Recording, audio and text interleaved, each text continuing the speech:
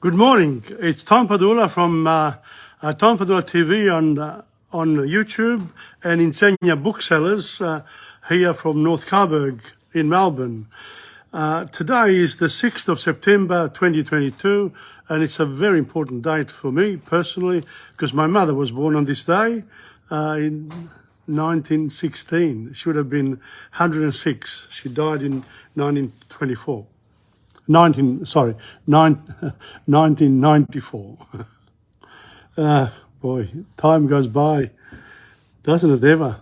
But what remains is history, and we are doing, we're doing this Italian lesson number 44, dedicated to Italian literature and the beginning of, Italian as a language as well. So I'm covering that area first in order to give it a background to what really happened in terms of where Italian came from. And, we think that we always say that the father of the Italian language is Dante Alighieri, but the language had been developing from Latin from way back from Roman times, because thanks to the Roman Empire, Latin was established throughout the lands in which they operated as an empire. So, stretching from the north part of Europe right through the center, Greece, and going towards Turkey, up to almost the Indian, up to almost India, through trade, etc. In other words, people knew about Latin, and the ones who wanted to progress, to want to trade, had to learn Latin. Plus, they knew their own local language, of course, and that's where then Latin developed its own literature, poetry, etc. And thanks to the great influence of the Greeks, the ancient Greeks. And so they are. They had some excellent people to read about in Greece. Some of the great, I'm going to read some of them. The chief Greek writers and artists. We start with Homer, Hesiod, Archilochus, Sappho, Stesichorus, Corinna, Sophocles, I know, Euripides, yes, Timotheus, yes, Aristophanes, I've heard, and I know about him, Apollonium. So you have to look at the history of the Greek writers and artists that also had such a great influence on the Latin writers. And I mentioned those writers last week. Welcome to Curtis L. Tolman. So there is, today I'm going to cover something, it doesn't look like that's what I'm doing now is actually to do with Italian literature, but it has. And it comes from also the way in which people lived during the Roman times, because after the fall of the Roman Empire, from about the 5th century onwards, what they call the barbarian, the people from the north, the Vikings, the northern tribes came south, thanks also to Caesar, who had gone to England and had conquered England in his times, 500 years earlier. So progress is slow, but it's continuous. And by looking at the world history, you actually realize that people haven't been isolated for too long, even when they fight. I mean, in order to fight, to have a war, you need an enemy. And you need an enemy that, you want to conquer. In other words, you want to steal from them. If you think they're doing better, they've got better lands than yours, you want to conquer them. If you think I can take advantage of that particular village that has got a lot of grain or cattle, so the stealing part, but it was always for survival as well, and sometimes for pure power, because when you battled against your neighbours or people you didn't like, you sort of killed all the men and made well, you didn't have to kill them all, but I mean, you made them slaves, so they came to live with you, but they didn't have any rights in your own tribe. in their own tribe. So the winners were the grinners, and the other ones had to put up with whatever was dished out to them. So that's, and today I'm going to, where are we now? 11:30. Okay, well, that was the introduction. So thank you very much also to the monks after the fall of the Roman Empire. The Christianity became prevalent throughout the empire, and you know, the priests, the monks, the state built churches and everything else to do with the imposition of that particular religion on the rest of the population, because it was made the official religion of the state, as was the language, Latin. Okay, so now I'm going to read something about the Pyramus and Thisbe. Here we go. In ancient Rome, the first contact the public was likely to have with a new poem or a completed section of a longer poem would be not through reading it in a book, but through listening to it at a public reading, recitatio, given by the poet in a private house or theatre or recital rooms. They were pretty advanced. We're doing that these days still. Some enterprising poets even tried to gather an audience in the forum, at the circus, or in the public bars.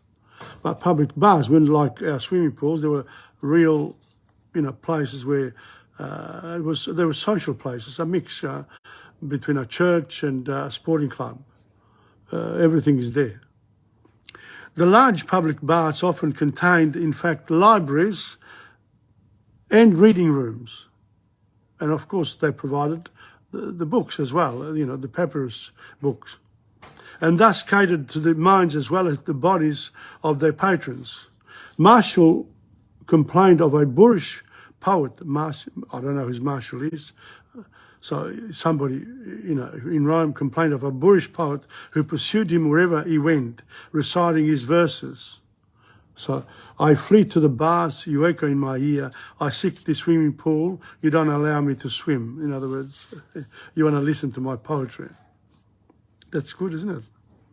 After the adventure with the thief, Marcus Sextus and Euclides, that we were talking about, people who stole clothes in the bars. You know, you get to watch yourself, and you had to put someone to look after your things and to pay for them. Interesting. Relax in the library at the bars and enjoy listening to a recitation of one of the most famous love stories of the ancient world. So there were three people here. This is the Ecce Romani series to do with Latin. Fantastic series for the teaching and learning of Latin right here in Melbourne and all over the world. So thank you very much to all those people who contributed so much to extending our knowledge of Roman history and literature and everything else. So this is the story of Pyramus and Thisbe, set in the ancient Babylon and made familiar to English readers by Shakespeare, Romeo and Juliet, and A Midsummer Night's Dream. Was originally a part of a long narrative poem, The Metamorphoses, by the Latin poet Ovid. And Ovid was born in 43 before the birth of Christ and died at 17 years after the birth of Christ. So I'm assuming that we're starting from the birth of Christ, our calendar years. You know, I'm assuming it's not from his death, it's from his birth. He died at 33, so his first 33 years presumably were in the years before he was born. No, can be. So he's, well, whatever. Okay. So this is Pyramus and Thisbe. Let me read you from the Latin. Now notice here when I read Latin that there are no articles and no prepositions. Okay? And the verb gets put at the end. But the adjective goes together with the noun, and it's in the same. It's treated in the same way. Olim Babylone habitabat adolescens quidam pulcherrimus nomine Pyramus. In vicina domo habitat habitabat, virgo, cui nomen erat Thisbe. Pyramus hanc virginem in via forte conspectam statim amavit, et Thisbe Pyramo viso amore capta est. You can see, love. Thisbe was in love with, got captured by love. Sed eu, parentes et virginis et adolescentis, quoniam multos iam annos inter se rixabantur, eos convenire vetue runt. Pyramo Thisben, notice Thisben, in some places Thisbe, and the other places Thisben. So in other words, there are what you call the declensions, the nouns change. Since they don't have the preposition, they use different little endings to the word to behave like a preposition. So Pyramo Thisben ni videre quidem licebat, valde dolebant et adolescens et virgo. Erat paries domui utrique communis, parva tamen rima, a nullo antea visa, ab amantibus inventa est. Quid non sentit amor? Who doesn't feel love, Quid non sentit amor? You could say that to somebody. Who doesn't feel love? Quid non sentit amor? Quam ad rimam sedentes inter se secreto colloque bantur, alteri amorem exprimens, sed mox oscuris parieti datis, vale dissebant inviti. Tandem novum consilium ceperunt, novum, new, constituerunt enim, parentibus is insis. So parentibus, the parents. Domo nocte exire, domo nocte, the night. In silvam convenire, in a bush, silva. Silvestre, things. Sub arbore, under the tree. Quadam considere. Itaque Thisbe silentio advenisset sub illa arbore consedit, ecce tamen venit leo saevus ore sanguine bovis asperso, quo conspecto Thisbe perterrita in speculum qua proprio erat confugit, et dum fugit velamen reliquit, quod velamen leo ore sanguineo rapuit, sed mox deposuit. Aud multo post Pyramus ex urbe egressus dum ad orborem erendam progreditur. Vestigia leonis vidit, subito quella velamen sanguine aspersum conspexit, timore tremens quid accidit chiamavit. So that could, normally you would translate something like that, and then you would, you'd enjoy it. Well, it actually continues the next page, but I'm not going to read it, of course, because no one will understand it, not even Tom Padula. You've got to work hard at learning a language, but it's not impossible. It's the way languages work, and languages they're in continual change, whether you like it or not. That's what happens. Okay, so that was the story of Pyramus and Thisbe from Ecce Romani. Now we got to Storia della letteratura italiana. And today we're looking at Il passaggio alla metrica accentuativa. Now this is an old book. The language is a bit difficult, but it doesn't matter. What I do now, did I say hello to Curtis Altoman? Thank you for watching. Il passaggio alla metrica accentuativa. È noto che i versi latini e greci poggiavano sulla quantità delle sillabe, distinte in brevi e lunghe. Scandiamo ad esempio un famoso esametro di Virgilio, ok? Esametro, like a long sentence. Quadrupedant putrem sonitu quatit ungula campum. So the syllabic idea applies to Latin as well. Quadrupe, dante putrem, soni tu quatit ungula campum. Le sillabe sono 17, ma questo è il numero massimo di quelle che possono entrare in un esametro, mentre essere riducibile ad un minimo di 13 e in via eccezionale anche di 12, poiché nelle prime 4 sedi al dattilo trisillabo si può trovare sostituito lo spontaneo bisillabo, e questa è una prima differenza ai vari tipi di verso italiano, ciascuno dei quali ha un numero fisso di sillabe. Leggendo metricamente quell'esametro dovremmo accentuarlo così: quadrupedante putrem, sonitu quatit ungula campum. Rendendo la cesura con la pausa di una virgola. Did you understand any of that? Well, I didn't either. But the idea there is that when you write poetry in Italian, and in English too, you know, the old-fashioned style, they were very careful about la metrica. You had to have the same number of syllables per line or for a little stanza. It was almost like writing in music, and you had to find the right word. So there's a lot of work in it. Whereas when I write poetry now, I just feel I moti dell'animo, from the heart. I don't worry about if it's you know, if it expresses what I want to say, then I put it in. Now, some people say, oh, but that's writing, that's a different type of writing. That's like writing an essay. But for me, real poetry is the feelings of whatever is expressed. Then if you can do the metrica, good luck to you.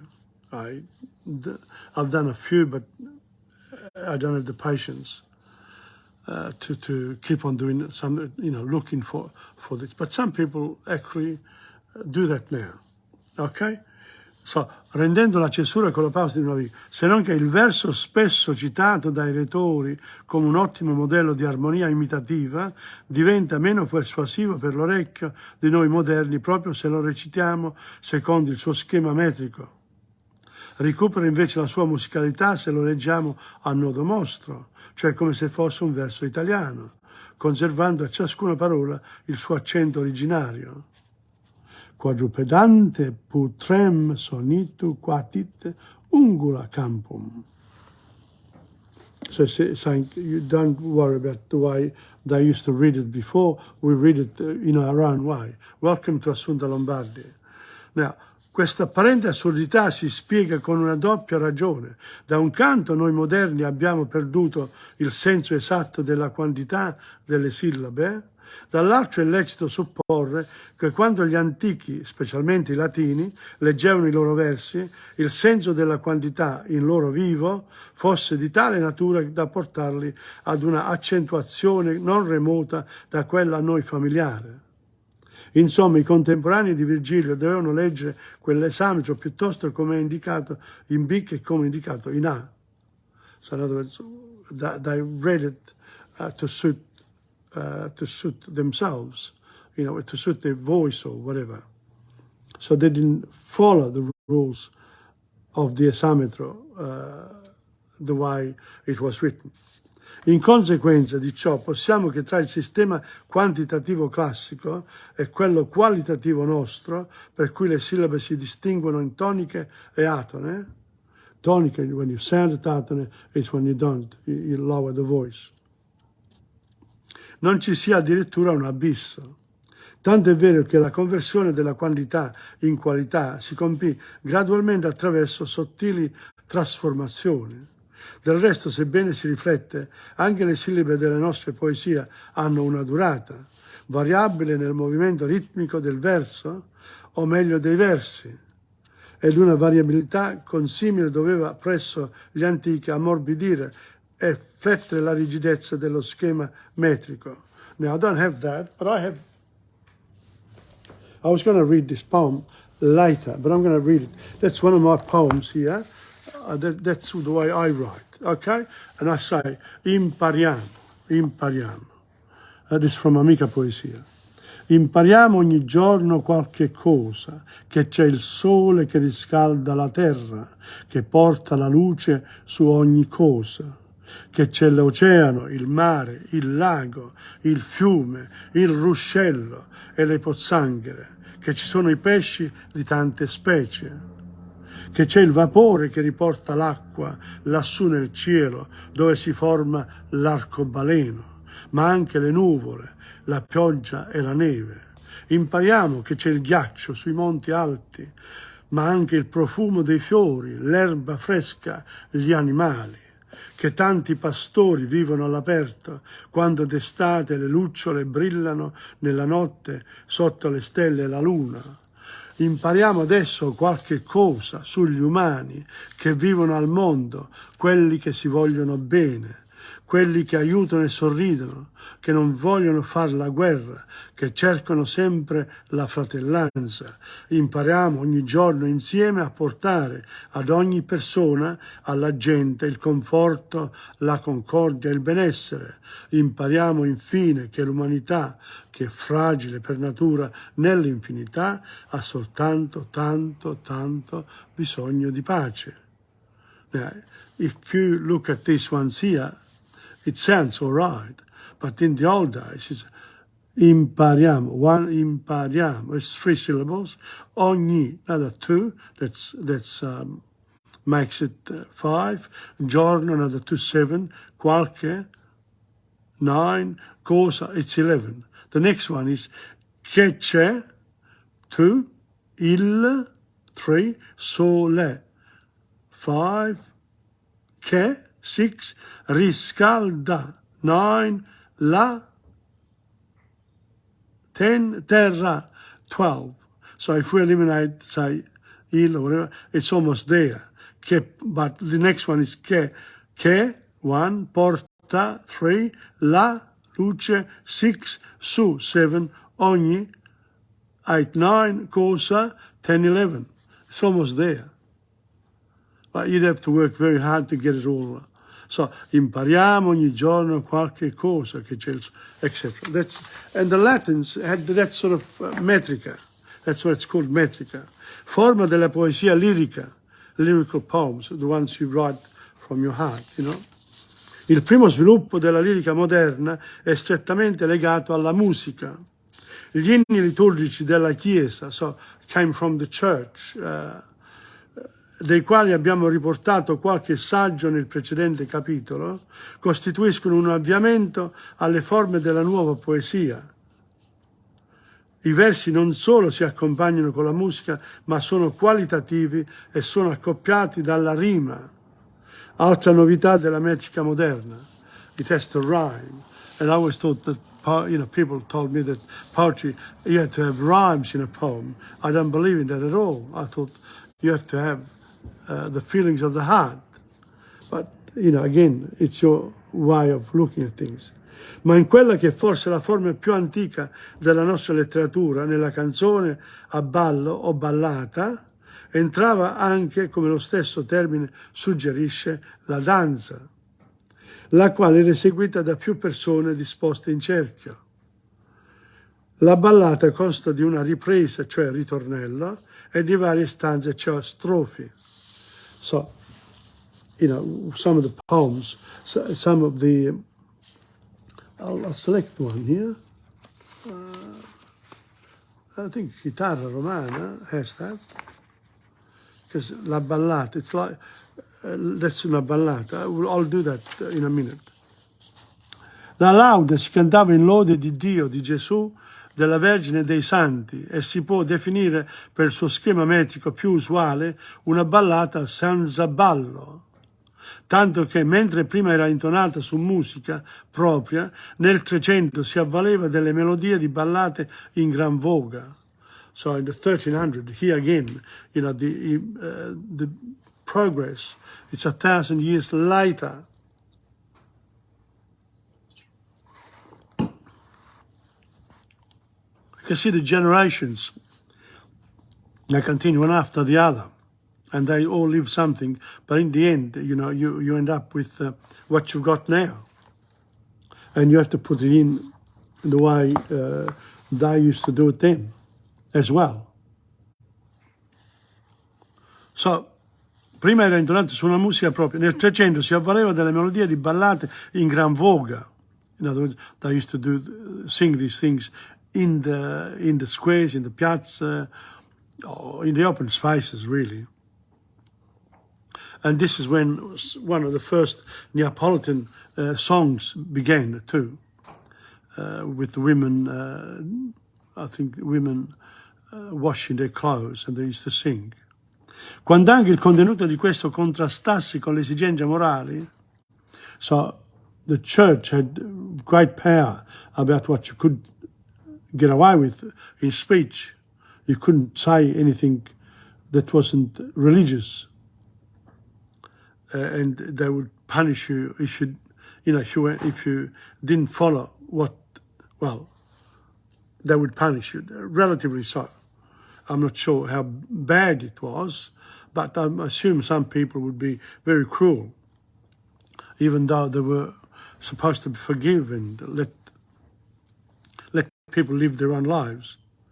But that's not the idea for Christianity or any other religion for that matter. They want you to, follow the precepts of peace and for everyone. And also, there's a sense of justice, and when you apply justice to some act, you get you get punishments. So, all right, let's go on. Contrastarsi con le esigenze morali. Quasi che in quest'ultimo caso l'adattamento di un testo religioso al motivo musicale profano dovesse servire di antidoto contro la seduzione del mondo, in virtù di una specie di disassociazione psichica ed implicita censura. In other words, they encouraged the writing of poetry in a religious sense. You could get away with it, provided you followed the precepts of the religion. Therefore, you could write anything, but you weren't allowed to do it the other way, where it would be offensive to the people who followed, who believed in Christianity. Dal lirico narrativo, quale fu in origine la lauda, is the praise, si andò poi anche trasformando attraverso uno spontaneo processo evolutivo in dialogo e rappresentazione teatrale, recitata da confraternite laiche per il popolo nelle pubbliche piazze. Si ebbe cioè la cosiddetta lauda drammatica. So these poems, they were written with sort of the content had to be religious, but the execution could be more profane, in other words, more of the people, without religious consideration. So there's a bit of a good mix. Un canto breve ma arguto nel concetto ispiratore o pastorale o raffinato era il madrigale, the madrigal, che nel Cinquecento doveva trasformandosi diventare il componimento musicale predominante. So in the 1500, you get the madrigal, and that's, modern, that's where opera comes from.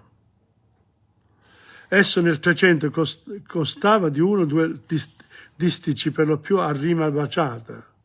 So in 1300 it behaved differently, then it sort of developed. La ballata, la lauda e il madrigale sono d'origine popolare, quantunque poi assurgessero a dignità letteraria. So even though they became literary nature, this ballata, lauda e madrigale, they assumed a certain dignity, literary dignity. La canzone invece deriva dai poeti provenzali e fu preferita nella trattazione di argomenti complessi e solenni. Whereas the canzone owed its existence to the Provenzali, the poets from Provence, the southern part of France. Dante la chiama vulgarium poematum supremum, supreme vulgar poetry. Esse si compone di stanze simmetriche ordinariamente in endecasillabi o settenari, misti di una strofetta finale della commiato. Il sonetto si ritiene derivato dalla stanza della canzone. So, il sonetto, it comes from the canzone, the stanza of the canzone. So it sort of goes out and it has its own momentum. I think the difference between the stanza and the chorus. La musica. Here we go.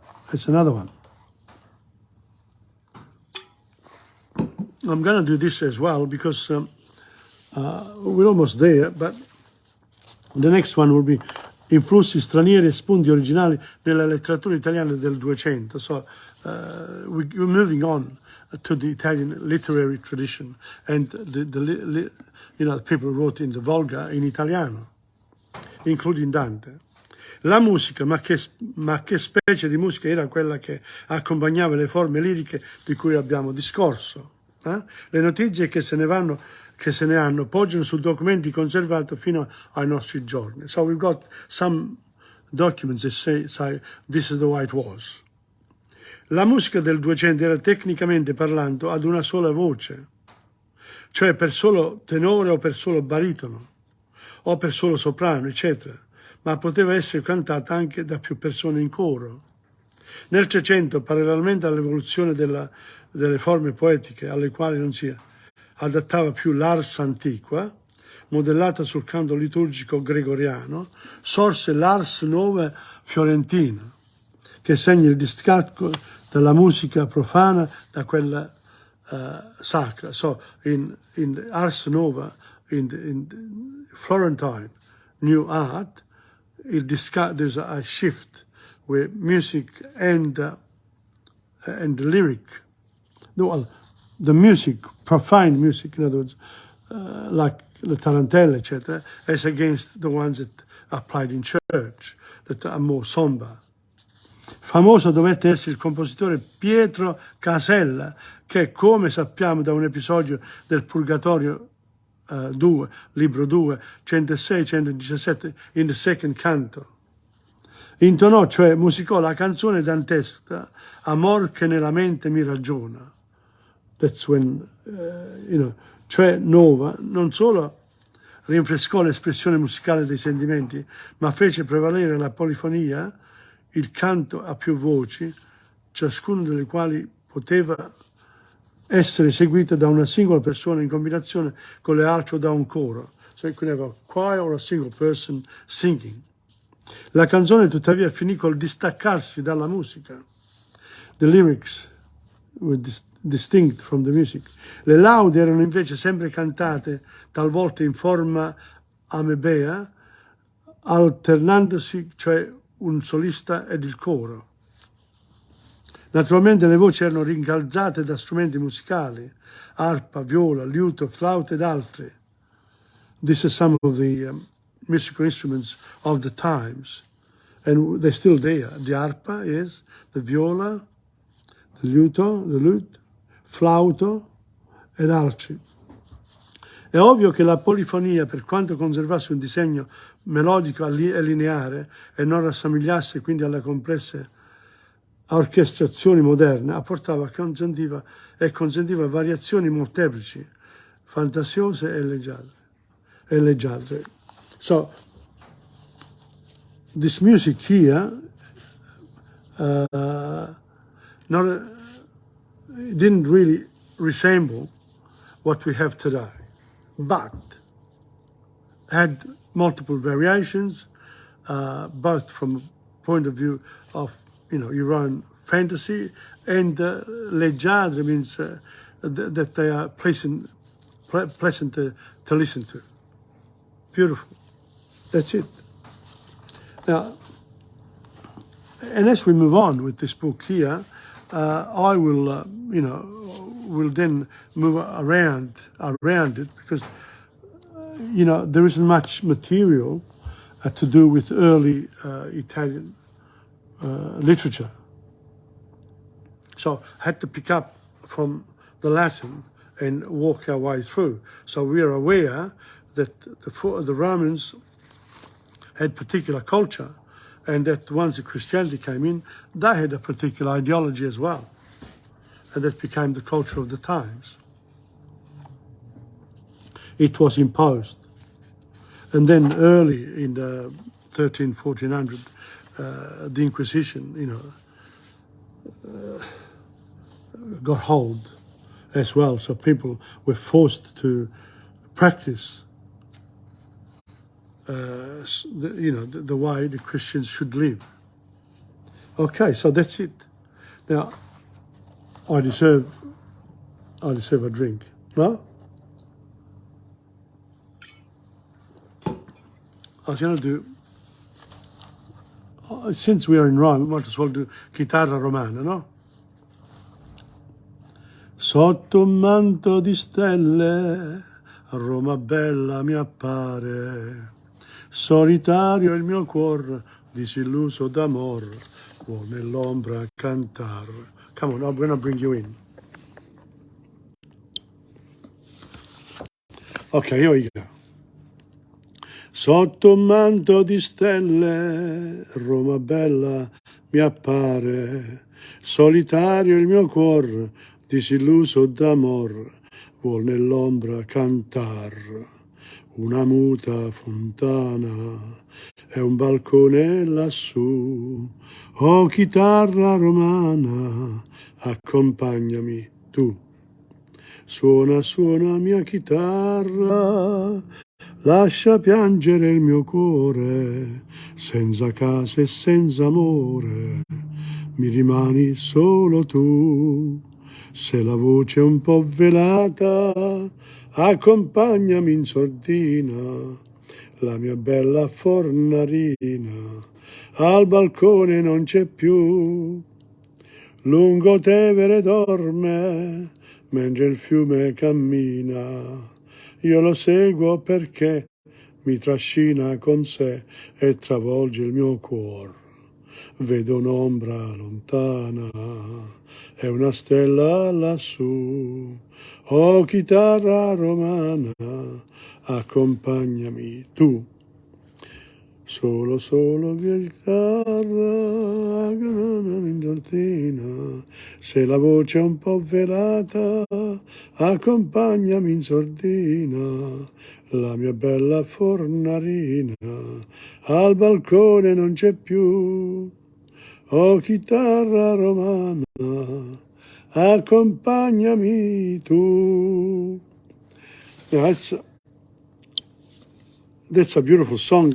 And of course, when Claudio Villa sings it, or some of the other great Italian singers sing it, it's much better. For me, I sometimes, I concentrate on using these lyrics in order to bring a bit of the Italian culture of modern times into the language. And if you can learn those the words, you can do a lot with songs in terms of learning another language, and they are fantastic. So, chitarra romana, that was chitarra romana. Now, you can't interrupt me now. People should know. Anyway, this one here is from Speak, Parla, Speak. Okay? You remember I said that I would do Italian literature first, and then we'll go a bit into practice and some words, the la pratica, but and la grammatica. Well, we've done the grammar by referring to the Latin, the fact that we don't have, that the Latins did not have the articles and the prepositions.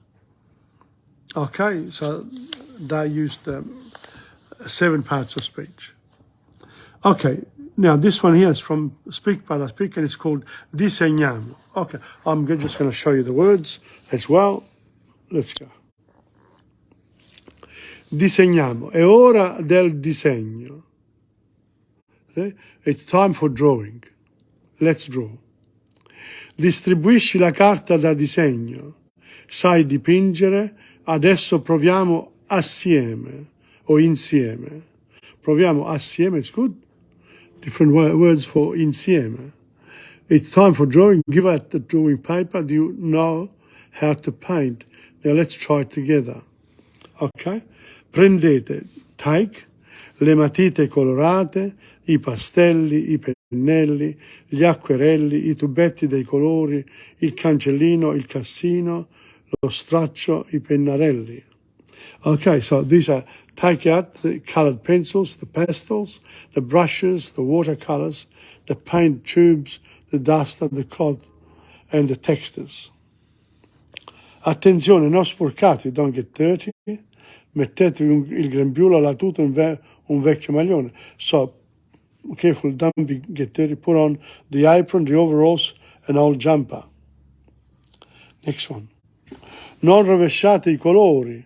Usate colori forti, leggeri. Sfregate i pastelli con le dita. Prima disegna e poi colora. Che bei colori, vivi. Che colori morti. Ok? Don't spill the colors. Use strong, light colors. Rub the pastels with your fingers. First draw, then color in. What beautiful bright colors. What dull colors. And ecco la gomma, le forbici, la colla, la riga. Here is the rubber, the scissors, the glue, and the ruler. Okay, now you can, as I said, if you had Speak Parla Speak, in front of you would be much easier. Okay, now the next page. Let me have a drink.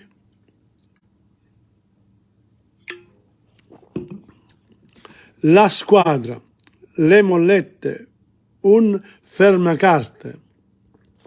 So the set square, the paper clips, a paperweight, un fermacarte, le mollette, the clips.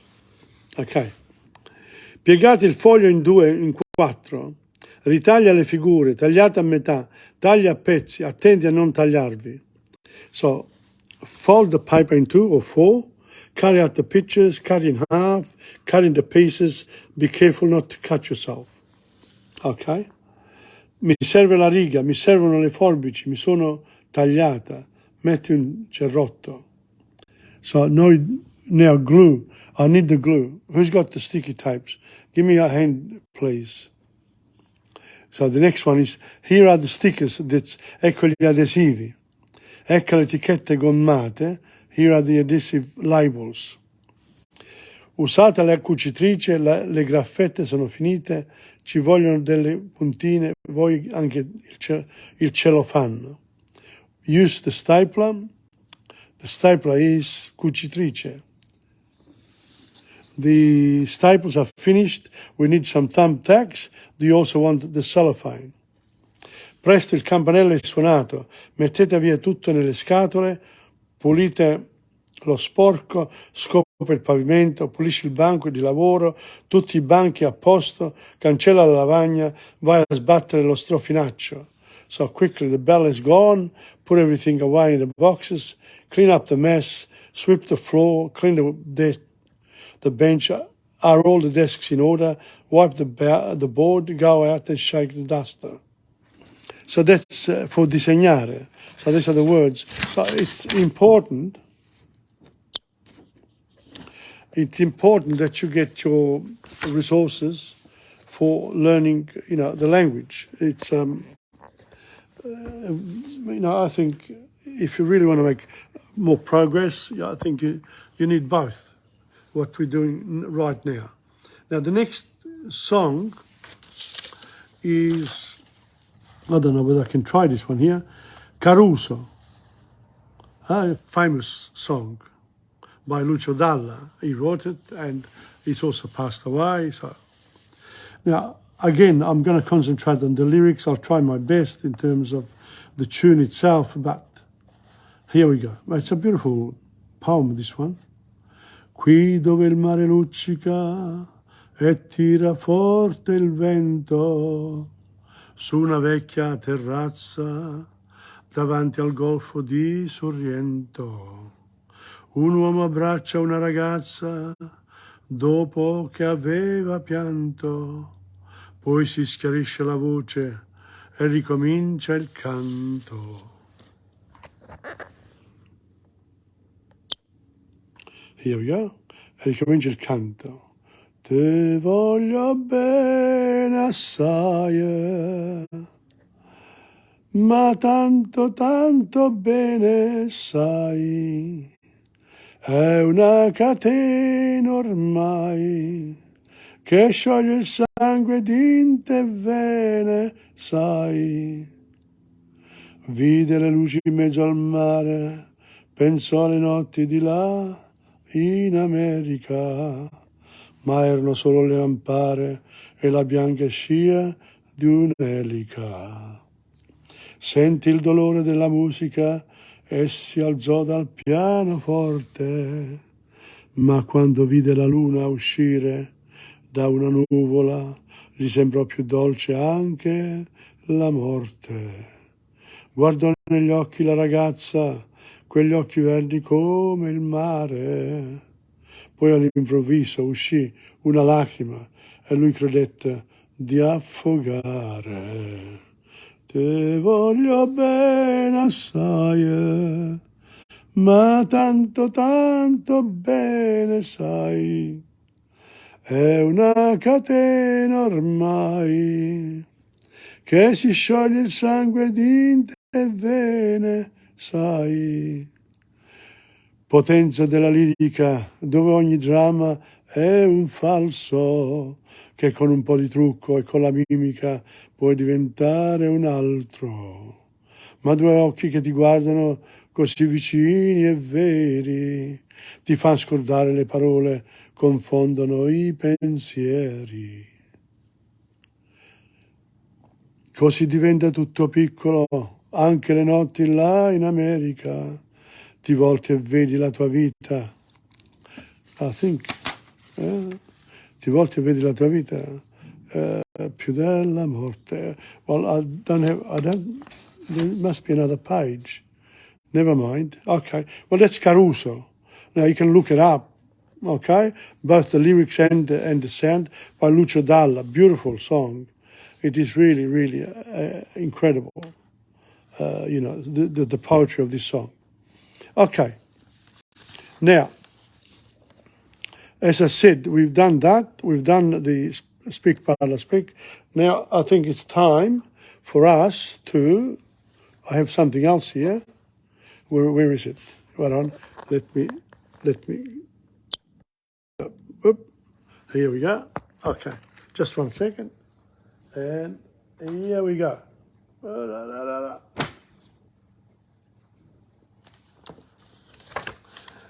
Now, this one here was written, it's a little story, by Leonardo da Vinci. It was a reduction, Leonardo da Vinci. And he wrote a little story about l'asino e il ghiaccio, the donkey and the ice. Un asino, molto stanco, cammina verso la stalla. È inverno, fa freddo e tutte le strade sono ghiacciate. La mia stalla è ancora lontana. Io mi fermo qui, dice l'asino, e si butta per terra. Un passerotto affamato gli dice nell'orecchio: asino, tu non sei sulla strada, ma sei sopra un lago ghiacciato. Stai attento. L'asino, pieno di sonno, fa un grande sbadiglio e si addormenta. Ma il calore del suo corpo incomincia a poco a sciogliere il ghiaccio. Ad un tratto il ghiaccio si rompe, l'asino si sveglia, ma è già troppo tardi e affoga. So that's how you lose if you don't listen to, somebody warns you and you don't want to sleep on the ice, but that's a donkey. So the donkey is supposed to be very stupid, but I don't think donkeys are stupid at all, because they are very helpful. In mountain areas, you got to carry things, and they don't say, they keep going, except when you want them to move, and they don't want to. There's no way you can move a donkey. You can bring a donkey to water, but you can't make it drink. Okay, this is a little dialogue. Come stai? This Anna and Barbara. Ciao Barbara, ciao Anna, come va? Non c'è male, grazie. Da dove vieni? Vengo da scuola. Come stai? Non sto molto bene, ho il raffreddore e mal di testa. Ah, questo tempaccio. Piove, ma non fa freddo. Non è freddo, ma è umido. Ora vado a casa e mi metto subito a letto. Mi accompagni? Sì, ti accompagno volentieri. Okay, ti accompagno volentieri. That's one. The other one is il gattino malato. Ciao, Antonio says. Ciao Gina, è tuo questo gattino? Gina says, sì, è mio, è malato, poverino. Antonio, che cos'ha? Gina, non lo so, da una settimana mangia pochissimo, non gioca più, miagola sempre. Povero gattino, dove lo porti? Lo porto dal veterinario. That reminds me of a story my dad used to say. And Mum always listened to him with great pleasure. Dad was a good storyteller, and Mum was a good listener too. But I used to say, you know, that someone had a donkey as well, and he said, you know, eating too much, I'm going to teach it not to eat at all. So he decided today is it. He's not eating.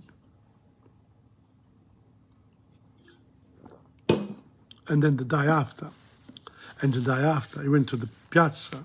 They said, you know what I'm doing? I'm getting my donkey used to not eating. Am I saving money?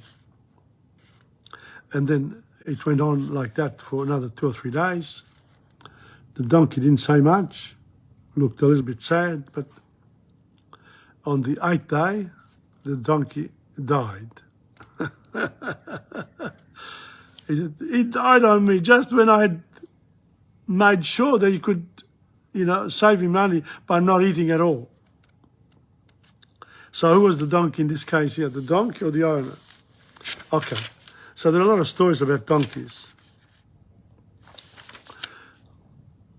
Sì, pochissimo, dove lo porto al veterinario. But this lady here, il gattino malato, ciao Gina. Gina is a lovely lady, and she says, I'm going to, povero, lo porto dal veterinario. All right? So that's another one. Where are we? 17. I'll do another song, and then we'll come back to some more of this, you know, of these dialogues. They're good, the dialogues, to get you going. And again, it's important to have a little sketches like that. This one here, Roberta by Peppino Di Capri, a lovely, a very talented singer, songwriter, and also musician. Lo sai, non è vero che non ti voglio più, lo so, non mi credi, non hai fiducia in me, Roberta, ascoltami, ritorna ancora, ti prego, con te ogni istante era felicità, ma io non capivo, non t'ho saputo amar, Roberta, perdonami, ritorna ancora vicino a me. Roberta, ascoltami, ritorna ancora, ti prego, con te ogni istante era felicità, ma io non capivo, non t'ho saputo amar, ascoltami, perdonami, ritorna ancora vicino a me, vicino a me. There you can translate it into English if you want. Okay? Good idea. For class, fantastic. And that's Roberta for you. All right, now, what are we going to do here? We go back to me. Okay, that's Roberta. Now, I'm going to read a couple more of these lovely dialogues. Nel negozio di scarpe. Buonasera, signora. Che cosa desidera? That's la commessa speaking. La mamma di Gian. Vorrei un paio di scarpe. La commessa. Per lei, signora? No, per mio figlio. La commessa a Gianni. Di che colore le vuoi? Al bambino, no? Gianni. Marrone. Le vuoi pesanti o leggere? Pesanti, per giocare a pallone. No, per giocare metti le vecchie scarpe. Ma se sono rotte, mamma, le porti dal calzolaio. Che numero porti? Non lo so, forse il 39. Prova queste. No, queste mi fanno male, sono piccole. Allora prova queste, sono il numero 40. Sì, queste vanno bene. Quanto costano? Costano 40.000 lire. Come sono care le scarpe. They are too. You know, I bought a pair that were a bit tight and I regretted it afterwards for $110. They were cheap in that shop. So if you are senza scarpe, vai in un negozio a comprarle, you can actually, have a little dialogue here. There are three people, la commessa, la mamma, and Gianni. Interesting one, that one. Una gonna per la mamma. So we bought the shoes for the child. Now she wants to buy for herself a skirt. La commessa. Buonasera signora, che cosa desidera? La mamma. Vorrei una gonna. Che gonna vuole, pesante o leggera? Una gonna pesante e calda. Di che colore la vuole? Blu se c'è. Le piace questa? No, è troppo chiara. Guardi, questa è molto bella. Sì, questa mi piace. La provi. È un po' stretta, mi dia una misura più grande. Ecco questa più grande. Questa è più grande. Questa mi va bene. Quanto costa? Costa 70.000 lire. 70.000? È molto cara. È vero, signore, ma è una buona stoffa. Prendi la mamma perché è proprio bella. Va bene, la prendo. So, after, a bit of thinking, when you're in the shop, you go there to shop, you've got to spend the money. Then if you've got to go to another shop, takes your time, etc. Sometimes not worth looking for the bargains. Okay, so that's that. But notice here the pronunciation of Italian. Look at this.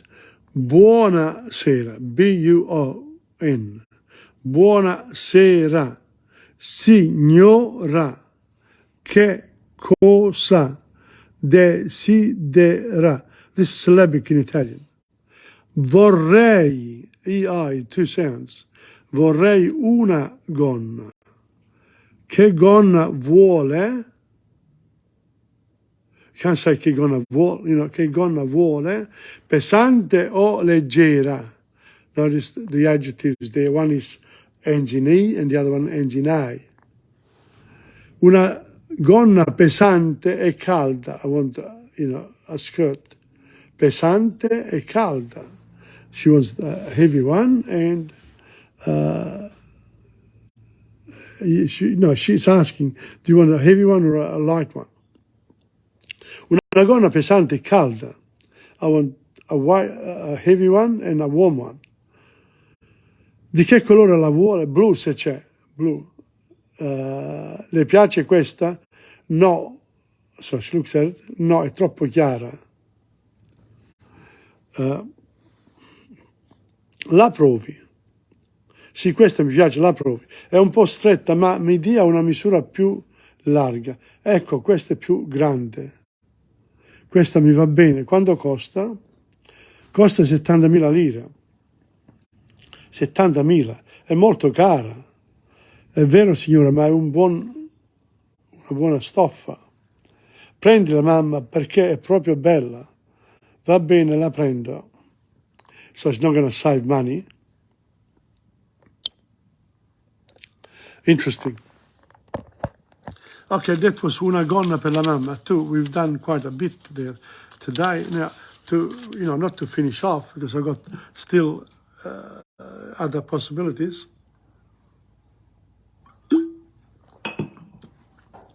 I'm actually learning, the Neapolitan songs. And this one is called Anima e Cor. Noi che perdimmo pace o suon. I'm going to show it to you. The thing is, it's difficult for me to read it, and here, this is it. Anima e Cor. Let's see if I can give you, and I can read it as well. Here we are. Noi che perdimmo pace o suon, non c'è dicim mai perché. Vocca che vasa non vonna, non so sti vocco in e. Pure ti chiama e non risponde, per fa dispietta a me. Tenim già così, anima e cuore, non c'è la samma più, manco per ora. Stu desiderio te mi fa paura, campa con te, sempre con te, per non morire.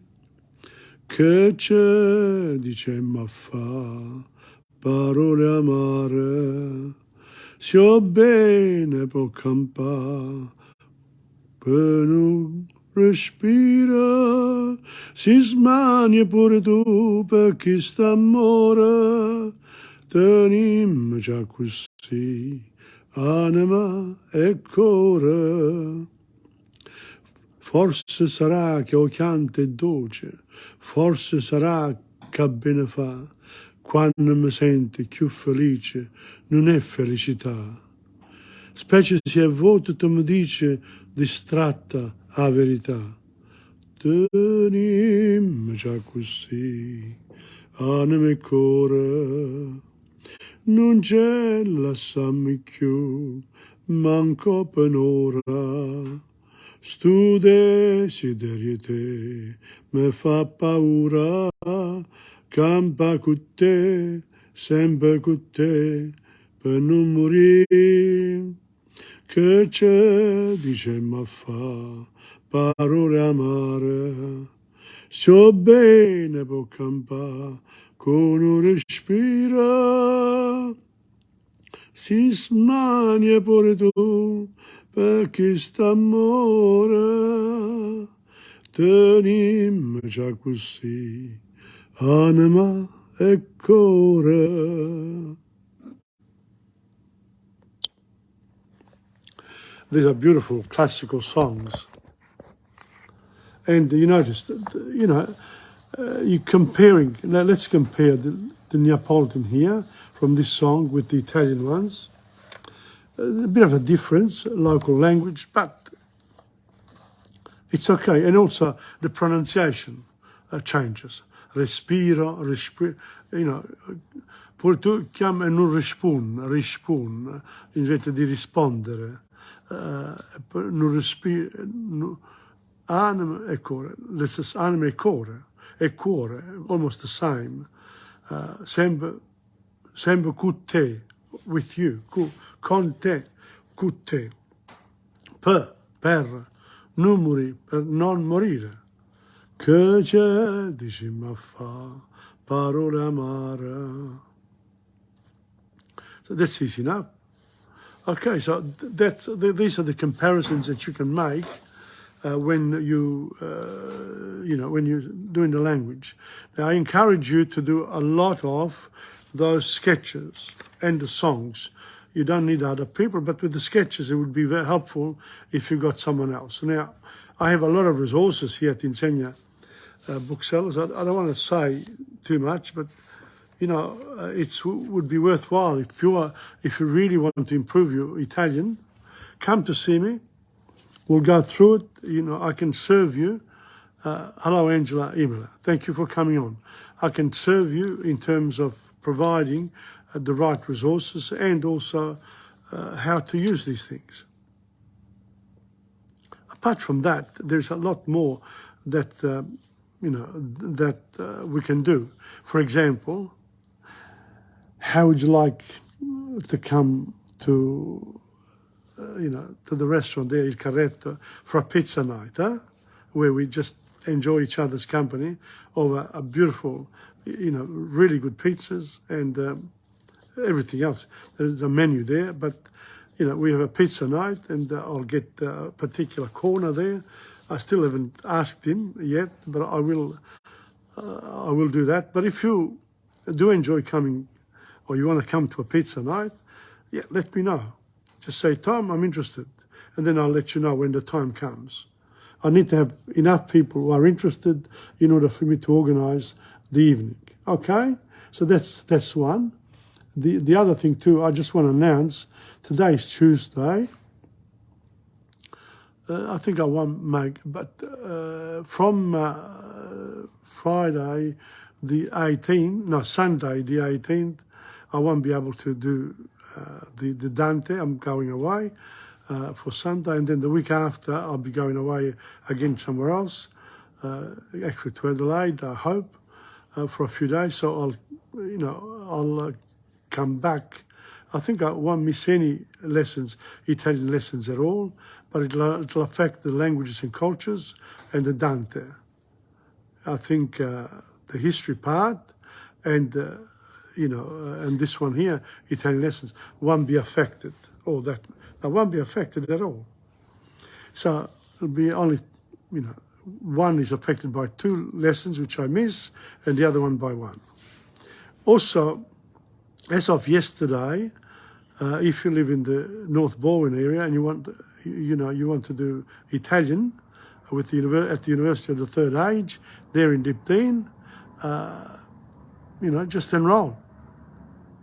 Okay, term 4. I'll be doing French first and then Italian straight after. Thank you very much for coming on and for coming always more numerous during the week. A real pleasure for me. At least my work is going into, to people who might want it, which is good. Okay, on this note, grazie mille per oggi di nuovo from Tom Padula here, from TomPadulaTV on YouTube, and of course Insegna Booksellers. Come to see me. Ciao.